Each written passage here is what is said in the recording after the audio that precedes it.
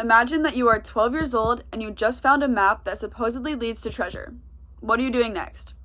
Well, if you are 12-year-old Jim Hawkins from Treasure Island, you are setting sail to find that treasure. Treasure Island was written by Robert Louis Stevenson in 1883 and takes place in England during the 1700s.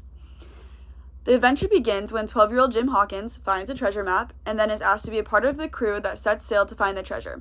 However, the trip, of course, cannot go to plan.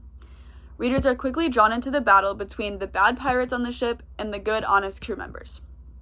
If you want to find out whether the treasure is found and who lives to tell the story, then you will have to read Treasure Island for yourself. Aside from being a story of adventure, Treasure Island is also a coming-of-age story for the main character, Jim Hawkins.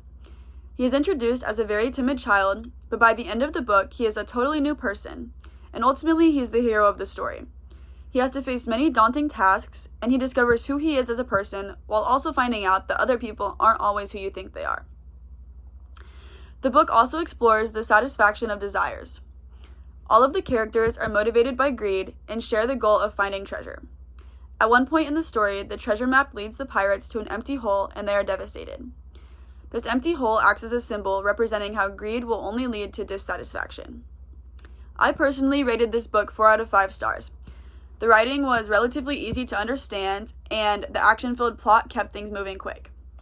Some characters like Long John Silver, Billy Bones, and Squire Trelawney are very interesting and engaging to read about. If you have any interest in pirates, treasure hunts, or simply enjoy adventure, I recommend you pick up Treasure Island as your next read.